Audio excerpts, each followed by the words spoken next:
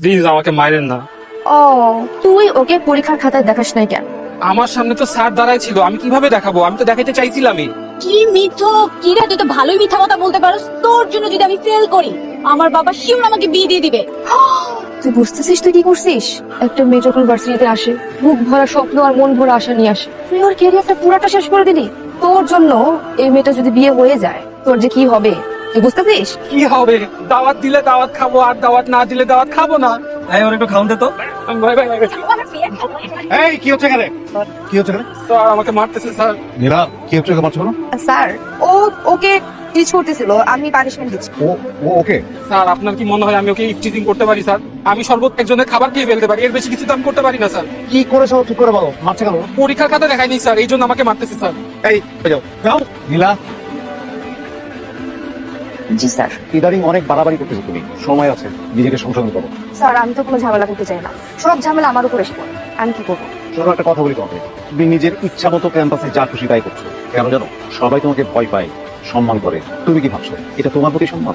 না, তোমার বাবা হচ্ছে ইউনিভার্সিটির ফাউন্ডার মেম্বারদের একজন, এটা তোমাকে সম্মান করে না। তোমার বাবার সম্মানটাকে তুমি মিসইউজ করো। নিজে নিজের সম্মান অর্জনের চেষ্টা করো। টাকা পয়সা ক্ষমতা সব কিন্তু অস্থায়ী, কিন্তু একমাত্র সম্মানটা স্থায়ী।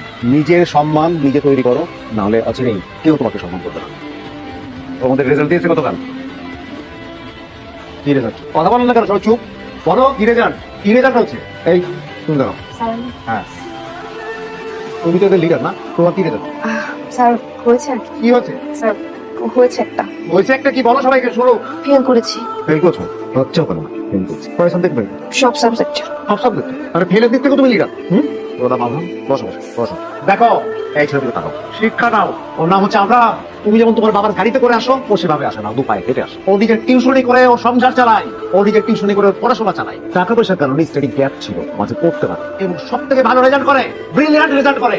দেখো ওকে, শিক্ষা নাও। তোমার উচিত ওর যে পথে যাওয়া আসা করে সেই পথে ফলো করবা। ওর পায়ের ধুলো বাড়িগুলো নিবা, নিজের কাছে রাখবা, শিশির মধ্যে রাখবা। আর সবার সামনে আমাকে যেভাবে অপমান করছে, ওটা তো আমার ভালো লাগে না।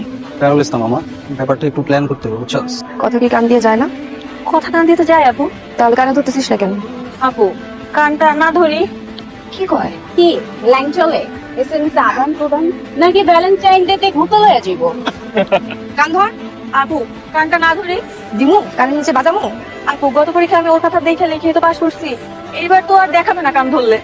এইটাই তো চাই, ওরা দেখে দেখে পাস করবে আর স্যার জাজ করবে আমারে না। কান ধর। আপু আপনি মেয়ে হয়ে একটা মেয়ের সাথে এমন করবেন? তো তো কপাল বাবা পোলা না, পোলা হলে ধরে 100 হলে তো কানটা ধর ধর। এই ধর। বল অতি চালাকে